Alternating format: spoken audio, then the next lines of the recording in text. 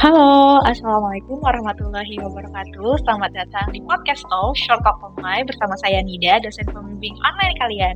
Gimana nih kabarnya hari ini? Semoga selalu sehat ya. Akhir-akhir ini cuaca, khususnya di daerah Kalimantan dan sekitarnya, benar-benar gak menentu. Kadang panas, kadang hujan.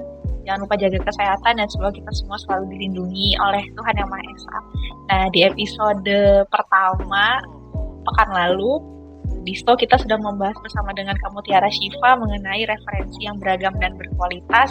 Kenapa sih harus digunakan khususnya di penulisan akademik di perkuliahan. Terus juga kita sudah membahas mengenai perbedaan antara pemilihan referensi di dalam negeri dan juga di luar negeri.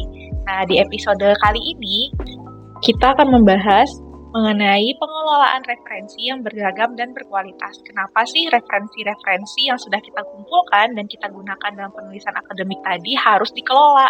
Tujuannya apa sih gitu? Tanpa panjang lebar, yuk langsung kita bahas sama-sama. Oke, sebelum kita membahas mengenai pengelolaan referensi, kita harus tahu dulu kan referensi itu sebenarnya apa, kita review sedikit gitu ya. Jadi referensi itu adalah sebuah sistem untuk mengakui sumber yang kita gunakan sebagai bukti pendukung dalam penulisan kita. Nah, referensi ini juga merupakan suatu metode gitu ya, atau cara untuk membangun dan berbagi pengetahuan. Nah, yang mana juga bisa menunjukkan bagaimana kita terlibat secara aktif dan kritis dengan sumber-sumber ilmiah yang kita gunakan. Dalam penulisan akademik sendiri, referensi yang digunakan itu harus berkualitas pastinya dan juga beragam. Nah, saat ini kan kalian masuk di dunia perkuliahan nih, di universitas. Jadi kita itu diharapkan bisa menemukan sumber informasi yang tepat untuk mendukung atau menginformasikan ide-ide yang kalian punya gitu di dalam bentuk nanti penulisan ilmiah atau penulisan akademik. Nah, semua sumber yang digunakan dalam karya-karya akademis itu harus diakui dengan referensi. Jadi dimanapun kalian berdiskusi atau gimana kalian meringkas, melakukan parafrase, mengutip, semuanya harus dirujuk memberikan referensi.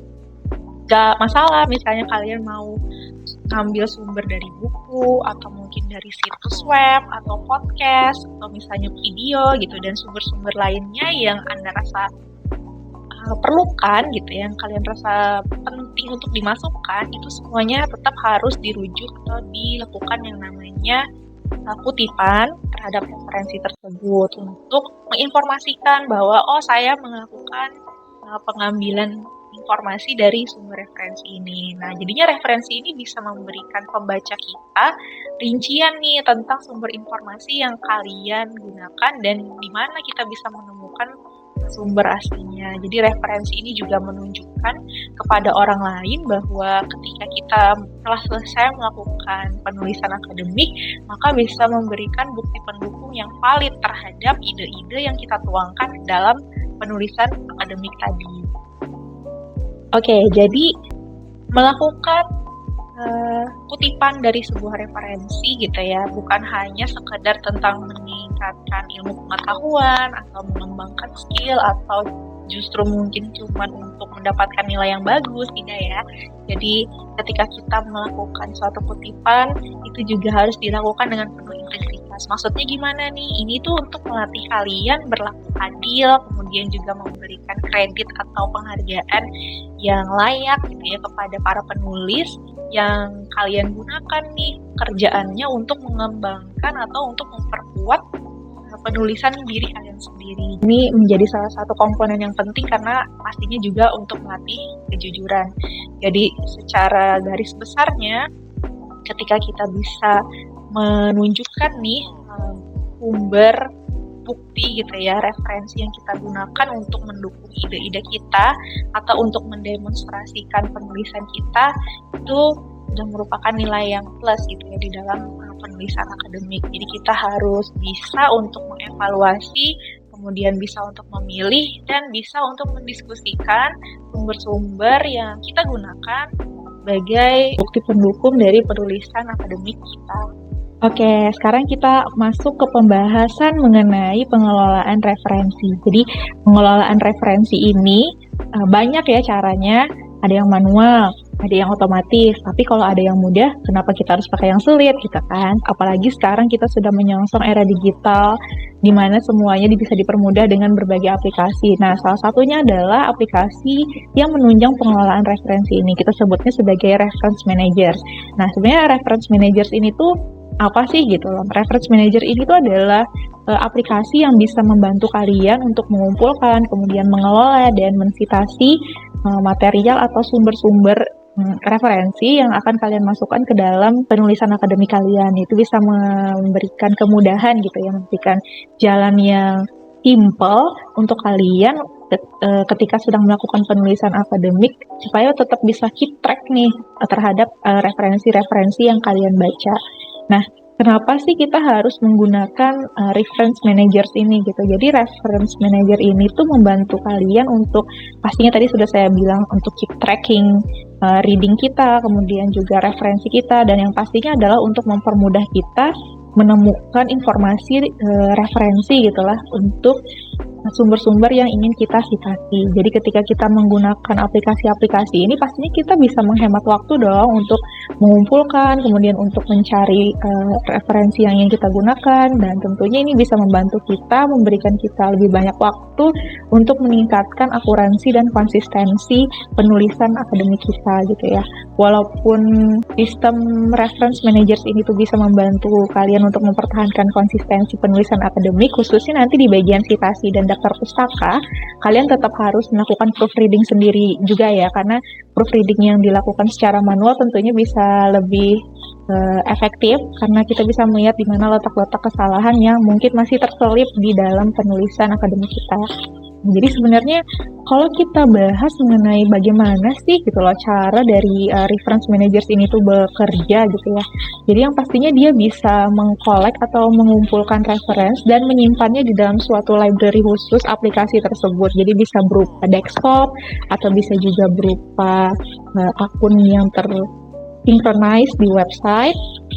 Kemudian mereka juga bisa membantu mengorganisir atau mengelola reference dengan adanya folder, kemudian adanya tag ya. Jadi kalian bisa mengaturnya sesuai dengan topik atau pembahasan apa gitu yang sedang kalian kerjakan. Kemudian dia pada beberapa aplikasi itu sudah bisa menambahkan catatan juga ya, bahkan bisa menyimpan full PDF-nya juga. Nah, dan yang paling penting itu tadi terkait dengan konsistensi penulisan, dia bisa membantu kalian untuk membuat daftar pustaka dan format citasi atau format kutipan yang konsisten, yang sesuai. Jadi sama, tergantung dari file apa yang ingin kalian gunakan. Dan pada beberapa aplikasi juga itu sudah bisa loh, jadi kita saling sharing nih antar teman, misalnya teman sekelompok yang lagi ngerjakan tugas yang sama, kemudian pengen saling membantu mencarikan referensinya, aplikasi-aplikasi ini sudah bisa membentuk sebuah library yang bersifat kolaboratif.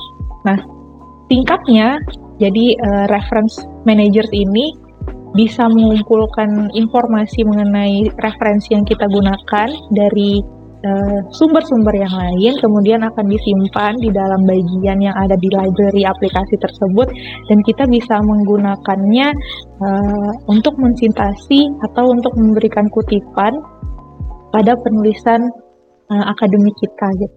Nah, kenapa pada akhirnya pengelolaan referensi menggunakan reference managers ini menjadi penting? Jadi selama kalian melakukan proses penulisan atau misalnya kalian penelitian gitu ya, pastinya diawali dengan yang namanya eksplorasi atau membaca sebuah topik gitu. Ketika kalian melakukan eksplorasi dan membaca suatu topik, tidak mungkin dong hanya diambil dari satu sumber saja, harus diambil dari beberapa sumber yang saling berkaitan atau saling mendukung satu sama lain untuk memperkuat topik yang ingin kalian bahas. Nah, reference manager ini akan membantu kalian untuk mendapatkan informasi yang benar, untuk memperoleh informasi yang siap digunakan ketika nanti kalian sudah selesai menulis dan ingin melakukan kutipan sumber-sumber referensi valid kalian ke dalam penulisan karya ilmiah kalian.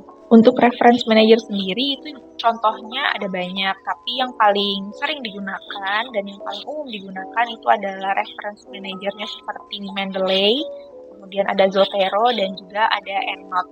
Nah, untuk aplikasi yang bisa digunakan dalam pengumpulan artikel atau pengumpulan jurnal atau pengumpulan metadata terhadap suatu topik yang kalian inginkan, itu pun juga sudah bisa dilakukan tidak manual lagi ya, jadi bisa dilakukan secara otomatis melalui aplikasi yang namanya Publish or Perish. Jadi memang benar penggunaan teknologi informasi dalam perkuliahan ini sangat mendukung keberhasilan gitu ya, dan kemudahan penulisan akademik teman-teman semuanya. Oke, gimana teman-teman? Kita tadi sudah membahas mengenai pengelolaan referensi, khususnya pengelolaan referensi menggunakan reference manager, yang mana tujuan utamanya adalah untuk mempermudah kalian dalam pengelolaan sumber referensi yang berkualitas dan beragam. Adanya aplikasi-aplikasi ini pastinya bisa mempermudah kalian dan menghemat waktu kalian untuk mengelola referensi, sehingga kalian bisa lebih berfokus kepada kualitas daripada penulisan akademik kalian. Semoga episode 2 ini bisa memberikan gambaran dan pencerahan begitu ya terkait pengelolaan referensi, kenapa harus dilakukan dan apa aja keuntungannya. Semoga nanti bisa diaplikasikan di kehidupan akademisnya dan bisa membantu kalian dalam penulisan akademik lainnya di masa yang akan datang. Terima kasih atas perhatiannya. Sampai ketemu di episode berikutnya. Salah mohon maaf. Assalamualaikum warahmatullahi wabarakatuh. Dadah.